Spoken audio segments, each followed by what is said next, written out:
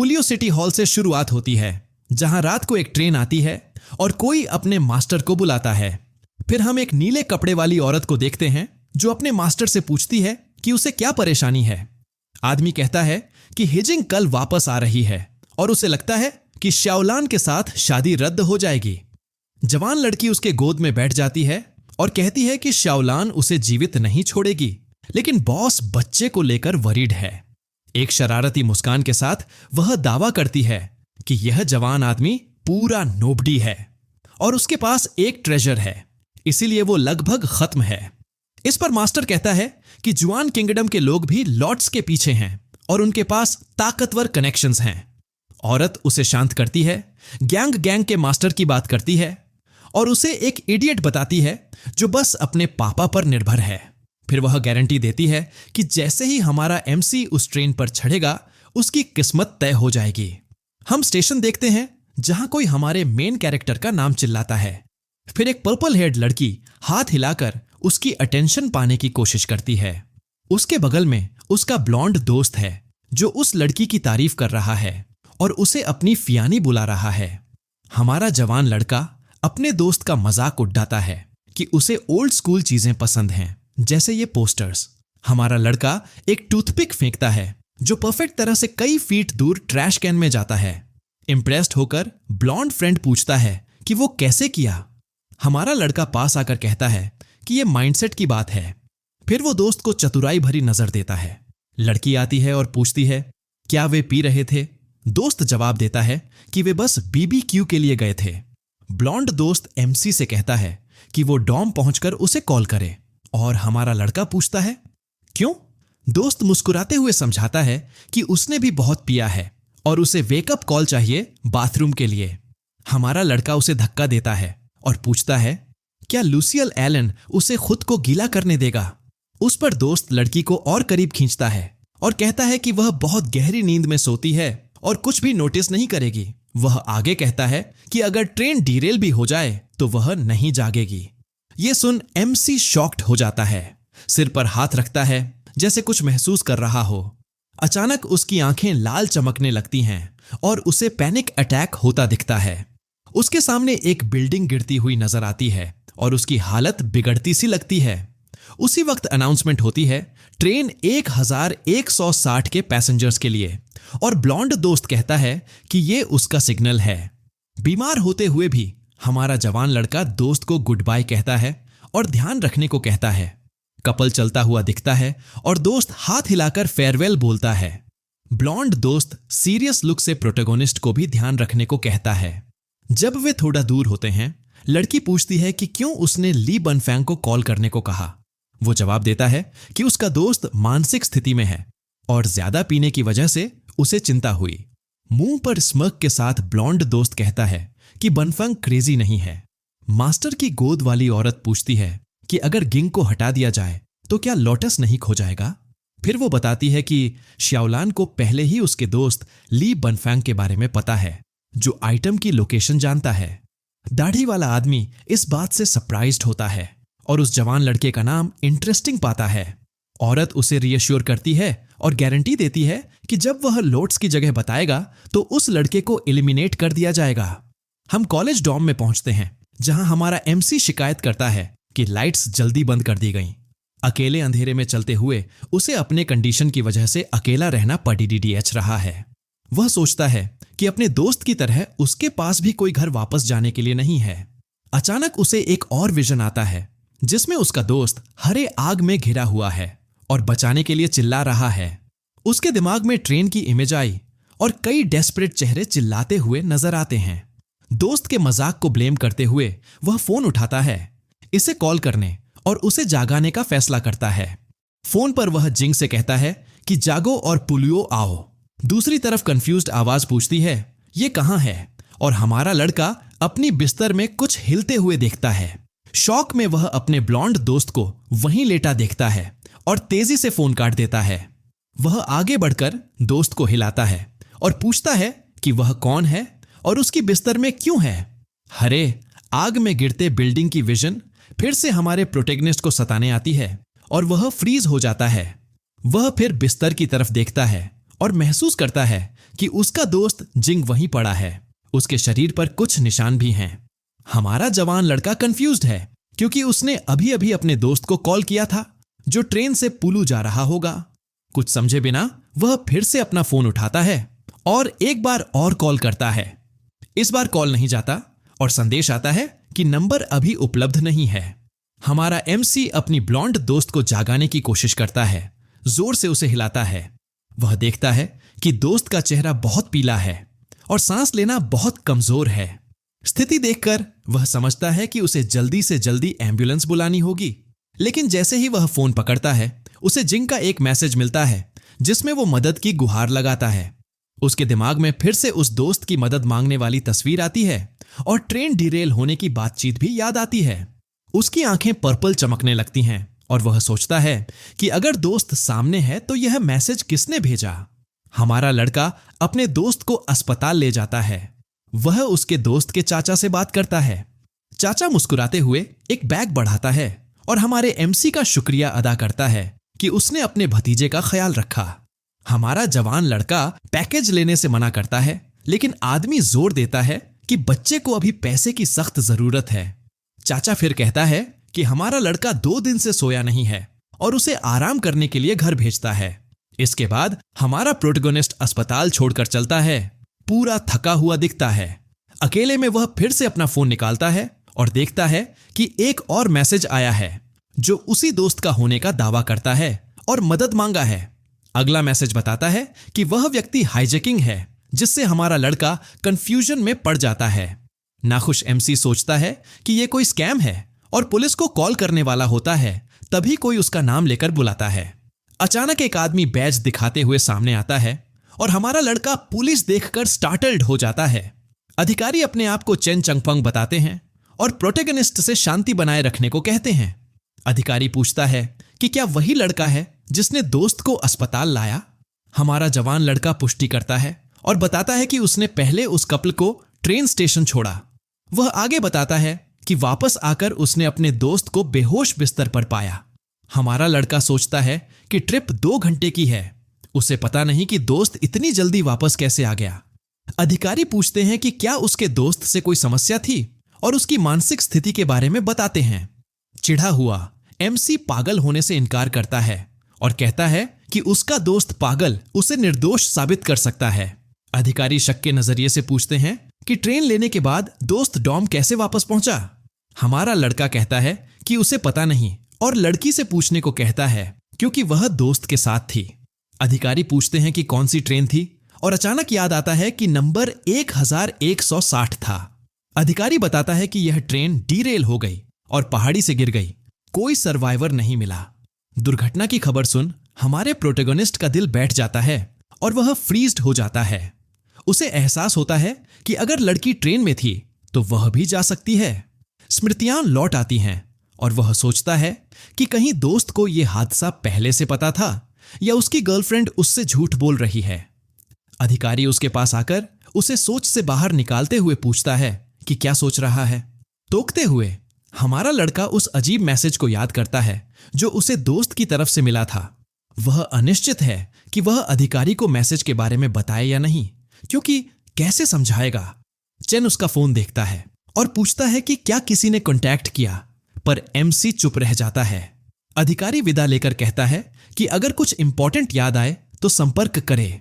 वह उसके हाथ मिलाता है और कहता है कि सहयोग करना होगा और शहर छोड़ना नहीं। बाहर हमारा लड़का अपने विचारों में खोया रहता है और अधिकारी ऊपर से खिड़की से उसे देखता है। जल्द ही एक औरत चेन के पास आती है और पूछती है क्या एमसी के कॉल रिकॉर्ड मिले। वह बताती है कि उसने सिर्फ इमरजेंसी सर्विसेज और स्कूल को कॉल किया है, कोई और मैसेज रिकॉर्ड नहीं। कैप्टन सोचता है कि रिकॉर्ड्स नहीं होना नहीं, बल्कि पता लगाना असंभव है। सहायक बताती है कि हमारा लड़का अनाथ है और कई बार सेल्फ डिफेंस के आरोप में जांच में रहा है। टैबलेट पर एक फोटो दिखती है जिसमें लड़का अकेले 5 लोगों को हराता दिख रहा है। अधिकारी यह देखकर हैरान होता है। मुस्कुराते हुए अधिकारी उस फोटो को देखकर मुस्कुराया और कहा कि यह लड़का किसी आम इंसान जैसा नहीं लगता। उसकी ताकत और हिम्मत की तारीफ करते हुए उसने कहा कि ऐसे लोग ही असली हीरो होते हैं। यहां से कहानी एक नए मोड़ पर पहुंचती है जहां हमारे प्रोटैगनिस्ट की असली ताकत और उसके आगे की जर्नी की शुरुआत होती है। उसकी चुनौती अब भी बाकी है और उसके सामने कई मुश्किलें हैं जिन्हें उसे पार करना होगा। वह केवल एक लड़का नहीं, बल्कि एक ऐसा इंसान है जिसकी कहानी बड़े बदलाव का पैगाम लेकर आई है। कैप्टन चैन कहते हैं कि यह लड़का वाकई पागल है जो ऐसा कुछ कर सकता है। उन्हें लगता है कि हमारा प्रोटैगनिस्ट कुछ जानता है और वे कहती हैं कि उसे करीबी नजरों से टेल किया जाए। चैन बताते हैं कि एक एजेंट पहले से ही हमारे जवान लड़के के दोस्त के चाचा पर नजर रखे हुए है। सोचते हुए अधिकारी कहते हैं कि हमारे प्रोटैगनिस्ट को संभालना आसान काम नहीं होगा। हमारे लड़के को एक सबवे कार में दिखाया जाता है जहां वह उस मैसेज के बारे में सोचता है जो उसे मिला था। अचानक उसके फोन पर पुलिस अधिकारी का एक और नोटिफिकेशन आता है। वह तुरंत समझ जाता है कि अधिकारी उसे धोखा देने की कोशिश कर रहा था उस टेक्स्ट मैसेज के जरिए। फिर उसके दोस्त की तरफ से एक और मैसेज आता है जिसमें कहा जाता है कि उन पर विश्वास मत करो और एक लोकेशन भेजी जाती है। हमारा लड़का मैसेज का जवाब देता है और पूछता है कि वे कौन हैं। जवाब में लिखा होता है कि उसका चाचा, पुलिस अधिकारी और अस्पताल में उसका दोस्त सब झूठे हैं।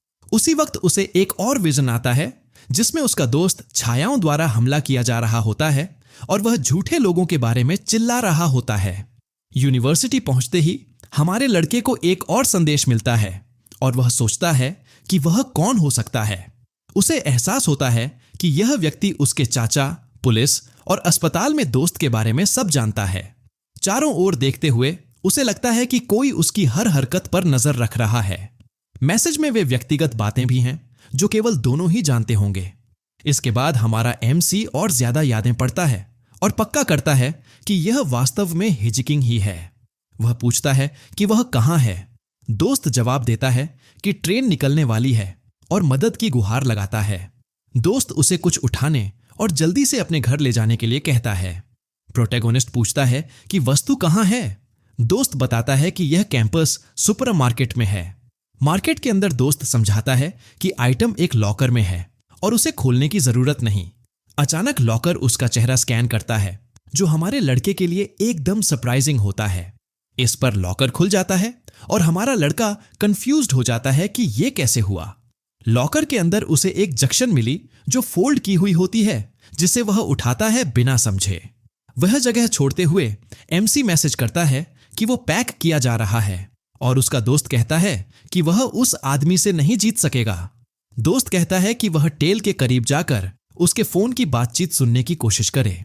हमारा जवान लड़का फिर सुनता है कि वह आदमी अपने कैप्टन को रिपोर्ट कर रहा है कि उसने लॉकर से आइटम उठा लिया है। फोन पर वह कहता है कि उसने कैप्टन चेन को चेतावनी दी थी लेकिन संपर्क नहीं कर पाया। अचानक सीनियर अधिकारी आदेश देता है कि हमारे लड़के को एलिमिनेट कर दिया जाए, जिसे सुन वह आदमी शॉक्ड हो जाता है। हमारा प्रोटैगनिस्ट एलिमिनेट शब्द सुनकर डर के मारे ठंडा पड़ जाता है। छुपते हुए वह सोचता है कि उसने ऐसा क्या किया कि उसे इतनी जल्दी मौत की सजा मिल गई।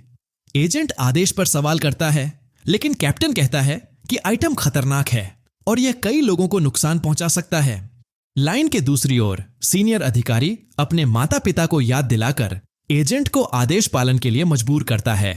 विकल्प न होते हुए वह व्यक्ति सहमत हो जाता है और हमारे लड़के का शव छिपाने का अंतिम आदेश प्राप्त करता है। इसे देखते हुए एमसी कोई आइटम फेंकता है जिससे ध्यान भटकता है और वह मौके से भाग निकलता है। उसके हाथ हरे रंग की चमक से चमकने लगते हैं।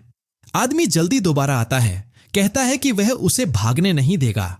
एजेंट एक सुपर ह्यूमन छलांग लगाता है ताकि भागते हुए जवान लड़के को पकड़ सके। डर के मारे हमारा लड़का पीछे मुड़कर देखता है और सोचता है कि क्या यह पीछा करने वाला इंसान भी है। आदमी तेजी से आता है और चिल्लाता है, पूछता है कि वह सोचे हुए कहां जा रहा है।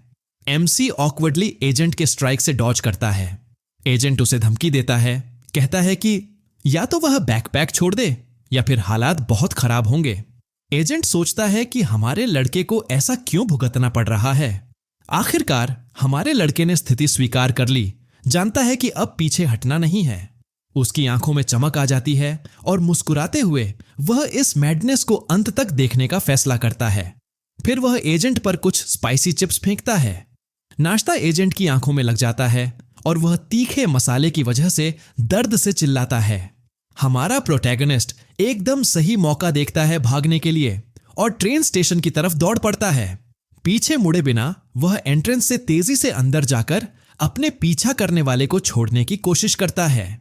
अंदर एजेंट रिपोर्ट करता है कि उसने लक्ष्य खो दिया है और सुझाव देता है कि स्टेशन बंद कर दिया जाए ताकि उसे पकड़ा जा सके। दूसरी ओर कैप्टन गुस्से में आकर उस आदमी को बेकार कहता है। सीनियर अधिकारी आदेश देता है कि मामला बनाते हुए कोई हलचल न मचाई जाए और मिशन के बारे में किसी को पता न चले। अपने ऑफिस में कैप्टन योजना बताता है कि जैसे ही एजेंट आइटम वापस लाए उसे एलिमिनेट कर दिया जाएगा।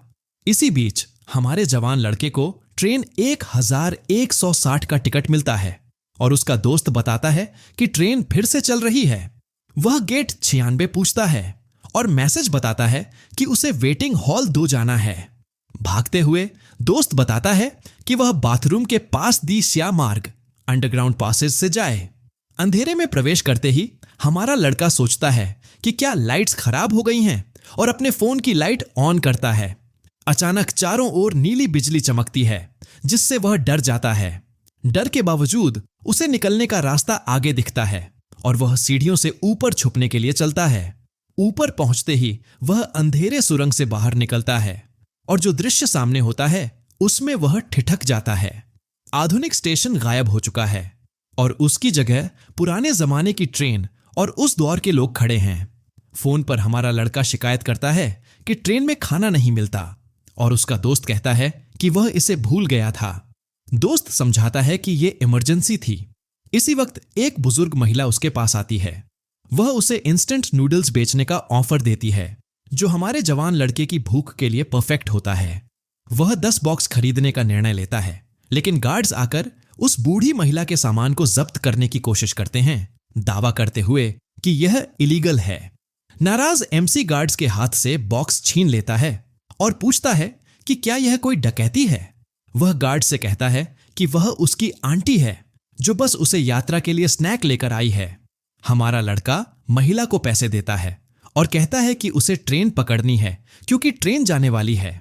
बॉक्स अपने हाथ के नीचे रखकर वह महिला को हाथ हिलाकर विदा देता है और ट्रेन कार में चढ़ता है। बूढ़ी महिला दयालु नजर से उसे देखती है और सुरक्षित यात्रा की कामना करती है, लेकिन जैसे ही वह वहां से हटती है एक रहस्यमय आदमी उसके पीछे प्रकट होता है। कैप्टन शियाओ अपने एजेंट को संदिग्ध को एलिमिनेट करने का आदेश देता है और चेतावनी देता है कि यह आखिरी मौका है। डेंगपा अपनी हरी ऊर्जा के साथ आगे बढ़ता है, लेकिन सोचता है कि यह मौका कैप्टन चेन ने उसे दिया है। फिर एक हाथ उसे रोकता है, कंधे को मजबूती से पकड़ता है। आश्चर्यचकित होकर वह देखता है कि यह कैप्टन चेन है जो उसे कहता है कि वह जल्दबाजी न करे और शांत रहे। कैप्टन शियाओ इरिटेट होकर कहता है, हमारा एमसी एक महत्वपूर्ण आइटम लेकर भाग गया है और उन्हें उसे अब पकड़ना होगा। कैप्टन चेन मुस्कुराते हुए शियाओ से कहता है कि वह आगे बढ़े क्योंकि वह अपने एजेंट के साथ वहीं इंतजार करेगा। ध्यान में चेन बताता है कि हमारा प्रोटैगनिस्ट लकी स्टार का आइटम लेकर चला गया है और अब वह बेहद लकी है। डेंगपा हैरानी से महसूस करता है कि उसका सीनियर उसे मौत के मुख पर भेज रहा है। रिस्क्स को जानते हुए भी वह कहता है कि वह लकी स्टार के बारे में पक्का नहीं है, लेकिन आइटम महत्वपूर्ण है और किसी को जोखिम उठाना होगा। कैप्टन चेन चर्चा को खत्म कर देता है और सुझाव देता है कि आइटम को अपनी तकदीर पर छोड़ दिया जाए। वह कहता है कि यह जर्नी हमारे जवान लड़के के लिए आत्मघाती मिशन है, लेकिन शियाओ को इसकी परवाह नहीं है। चेन उम्मीद करता है कि लकी स्टार उसके लड़के की रक्षा करेगा, लेकिन डरता है कि वापस लौटते समय वह बदल जाएगा। इसी बीच हमारा प्रोटैगनिस्ट ट्रेन 1160 में चढ़ता है और यात्रियों के लिए कई नियम देखता है। अपने शानदार केबिन में वह थकान से बिस्तर पर गिर पड़ता है, लंबे पीछा के बाद पूरी तरह से एग्जॉस्टेड। थोड़ी देर बाद उसे अपने दोस्त का एक संदेश मिलता है जिसमें कहा गया है कि वह ट्रेन के सारे नियम माने। एमसी पूछता है क्या हो रहा है और दोस्त बताता है कि वह फंसा हुआ है और केवल व्यक्तिगत रूप से बात कर सकता है। फिर दोस्त पैकेज के बारे में पूछता है, लेकिन दोस्त सवाल टाल देता है और कहता है कि क्योंकि दिन लंबा रहा है वह आराम करे। हमारा लड़का संदेह करता है कि आइटम कोई ट्रेजर है, लेकिन याद करता है कि उसे बताया गया था कि यह बहुत खतरनाक है। अचानक दरवाजे पर जोर जोर से दस्तक होती है, जिससे हमारा लड़का स्टार्टल्ड हो जाता है और पूरी तरह अलर्ट हो जाता है। बाहर से एक आवाज दरवाजा खोलने और उसे अंदर आने के लिए कुछ पल के लिए विनती करती है। हमारा लड़का सोचता है कि वह कैसे जानती है कि वह आदमी है, जबकि उसने कमरे से बाहर नहीं निकला। बाहर की आवाज अंकल को खोलने और अंदर आने के लिए भीख मांगती रहती है। अचानक एक आवाज आती है कि दरवाजा जबरदस्ती तोड़ दो, क्योंकि वह साफ है कि इसे खोलने वाला नहीं है। दरवाजे का नॉब घूमने लगता है और बाहर वाला इंसान जोर देकर कहता है कि दरवाजा खोलो। हमारा एमसी याद करता है नियम कि अजनबियों को अंदर नहीं आने देना चाहिए और सोचता है कि उनकी क्या मंशा है। तभी एक कंडक्टर प्रकट होता है और लोगों को ट्रेन से उतरने को कहता है, जिससे हमारे लड़के को राहत मिलती है।